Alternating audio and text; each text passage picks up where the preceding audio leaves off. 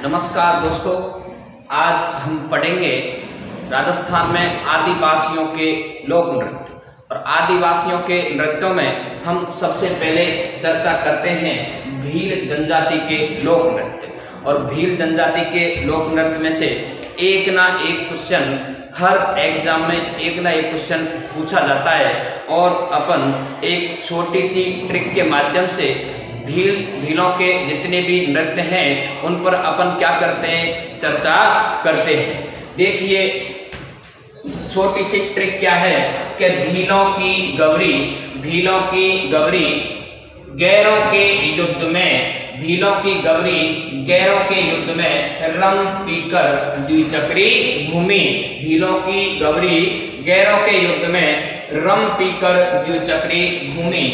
तो देखो ये लैसे बनाते हैं अपन नृत्य। कौन सा नृत्य है? लाठी नृत्य। कौन सा नृत्य है? लाठी नृत्य। इसके बाद में दूसरा नृत्य है गौरी नृत्य। कौन सा नृत्य है? गौरी नृत्य। इसके बाद में नृत्य है गैर नृत्य। इसके बाद में कौन सा नृत्य है? युद्ध नृत्य। रम से बनता है कौन सा नृत्य? रमणी नृत्य।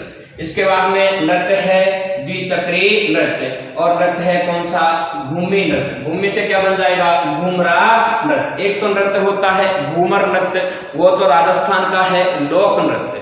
और सेम घूमर जैसा ही एक भीलों में नृत्य किया जाता है, उसे कहते हैं घूमरा नृत्य। उसे क्या कहते हैं? घूमरा नृत्य। देखो लाठी नृत्य है। लाठी नृत्य क्या करते हैं? लाठी नृत्य मुख्यतः भीलों के पुरुषों द्वारा किया जाता है। और लाठी नृत्य क्या करते हैं? पुरुष अपने हाथ में एक लाठी लेते हैं और लाठी से अपनी कलाओं का क्या करते हैं? प्रदर्शन करते हैं, और उस नृत्य को कहा जाता है लाठी नृत्य। लाठी को अपने हाथ से विभिन्न प्रकार से ऊपर घुमाकर, साइड में घुमाकर, पीछे घुमाकर, आगे घुमाकर अपनी कला का क्या करते हैं? प्रदर्शन करते हैं, और लाठी हाथ में लेकर करते हैं, इसीलिए इस नृत्य को कहते हैं लाठी नृत्य।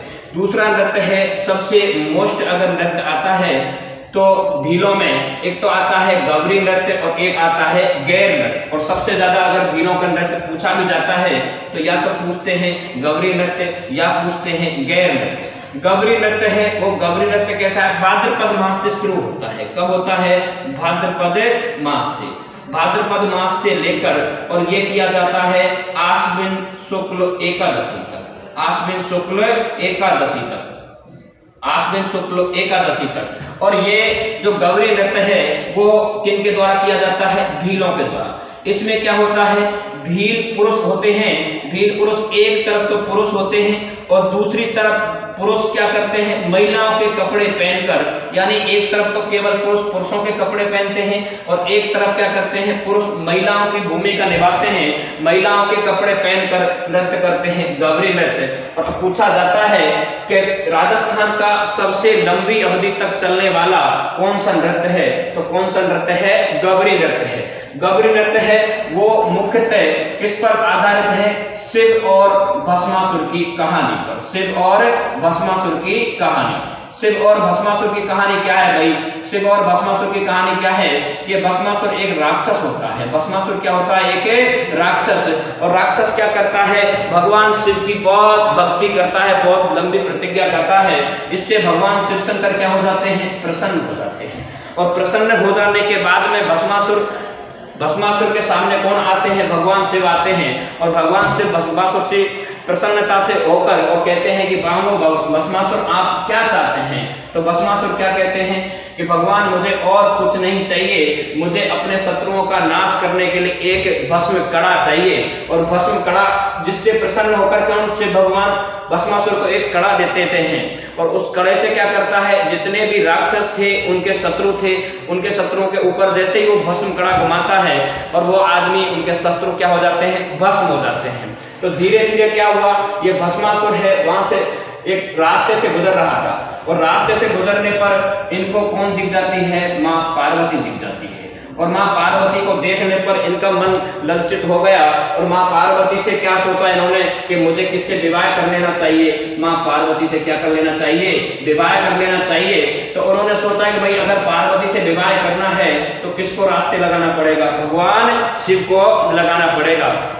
तो वो क्या सोचते हैं कि भगवान शिव के ऊपर इस कड़े को फेर दूंगा, जिससे कि भगवान शिव क्या हो जाएंगे, भस्म हो जाएंगे, और भस्म होते ही मैं पार्वती हो जाएंगे, तो पार्वती से मैं क्या कर लूंगा, विवाह कर लूंगा। तो ऐसी स्थिति में ये बात देख रहा था कौन, भगवान विष्णु। तो भगवान विष्णु देख रहा था, तो भगवान विष्णु ने सोचा रे अगर भगवान शिव का भस्म हो गए तो इस सृष्टि का नाश हो जाएगा, सृष्टि पर राक्षस जाति प्रबल हो जाएगी। तो भगवान विष्णु एक परी का रूप धारण करके आते हैं और अपने प्यार के जाल में भस्मासुर राक्षस को फंसा लेते हैं, और भस्मासुर राक्षस को प्यार के जाल में फंसाकर और उनसे प्यार से वो कड़ा लूट कर खोस करके और उस भस्मासुर राक्षस के सिर पर घुमा देते हैं, जिससे भस्मासुर राक्षस भस्म हो जाता है। इसी के नाम पर भस्मासुर का नाम क्या पड़ा था, भस्मासुर नाम पड़ा था। तो शिव और भस्मासुर की कहानी पर आधारित नृत्य कौन सा है, गौरी नृत्य, जो कि राजस्थान में सबसे लंबी अवधि तक चलने वाला नृत्य है। एक और नृत्य है गेर नृत्य। गेर नृत्य क्या है, गेर नृत्य किया जाता है होली के अवसर पर। गेर नृत्य कब किया जाता है, होली के अवसर पर। यह गेर नृत्य भी किनके द्वारा किया जाता है, पुरुषों द्वारा किया जाता है। किनके द्वारा किया जाता है, पुरुषों द्वारा किया जाता है।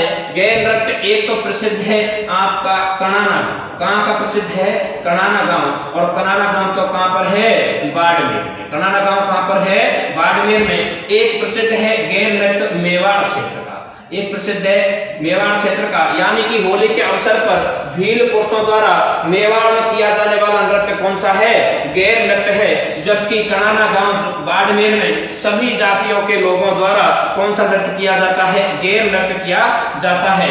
और ध्यान रखना, होली के अवसर पर कौन से गीत गाए जाते हैं, फाग गीत गाए जाते हैं, और कौन से गीत गाए जाते हैं, धमाल गीत गाए जाते हैं। कई बार क्वेश्चन पूछा गया है कि होली के अवसर पर कौन से गीत गाए जाते हैं, तो होली के अवसर पर ध्यान रखना है, एक तो कौन से गीत गाए जाते हैं, फाग गीत गाए जाते हैं, एक कौन से गीत गाए जाते हैं, धमाल गीत गाए जाते हैं। नेक्स्ट नृत्य है युद्ध नृत्य। युद्ध नृत्य भी किनके द्वारा किया जाता है, पुरुषों द्वारा किया जाता है।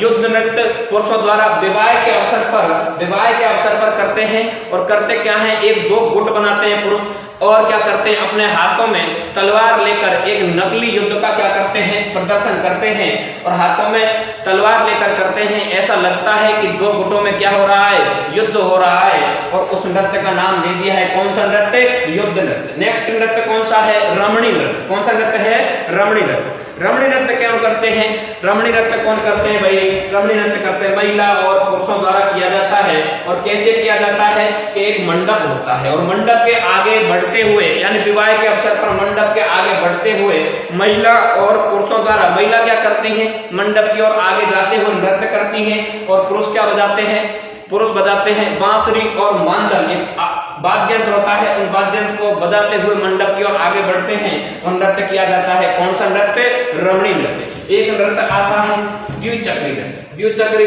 सीधा ही नाम प्रतीत हो रहा है, कितने चक्र हैं, दो चक्र। एक चक्र किनका होता है, महिलाओं का, एक चक्र किनका होता है, पुरुषों का। जब महिलाएं नाचती हैं तो पुरुष क्या करते हैं, गीत गाते हैं। पुरुष क्या करते हैं, गीत गाते हैं। और जब पुरुष नाचते हैं तो कौन गीत गाती है, महिलाएं गीत गाती हैं। और ऐसा कौन सा नृत्य है जिसमें नृत्य करते समय महिलाएं एवं पुरुष एक दूसरे के विपरीत घूमते हुए नृत्य करते हैं, तो उस नृत्य का नाम कौन सा है, द्विचक्री नृत्य। कौन सा नृत्य है, द्विचक्री नृत्य। नेक्स्ट नृत्य है घूमरा नृत्य। राजस्थान का लोक नृत्य घूमर, उसके सेम या उससे मिलता जुलता भीलों का नृत्य है। कौन सा नृत्य, घूमरा नृत्य। और घूमरा नृत्य करती है महिलाएं। भील महिलाओं द्वारा कौन सा नृत्य किया जाता है, घूमरा नृत्य किया जाता है। इसके बाद में एक नृत्य आता है नेजा नृत्य। नेजा नृत्य को ही कहते हैं खेल नृत्य। नेजा नृत्य को क्या कहा जाता है, खेल नृत्य। खेल नृत्य कहा जाता है। यह भी कब होता है, होली के अवसर पर होता है, यानी फाल्गुन महीने पाद में होता है। होली के 2 दिन बाद में महिला एवं पुरुषों द्वारा कौन सा नृत्य किया जाता है, नेजा नृत्य किया जाता है। इसमें क्या करते हैं, 2 खंबे होते हैं, 2 खंभों के रस्सी बांधते हैं, और रस्सी बांधकर उसमें क्या बांधा जाता है, एक नारियल बांधा जाता है।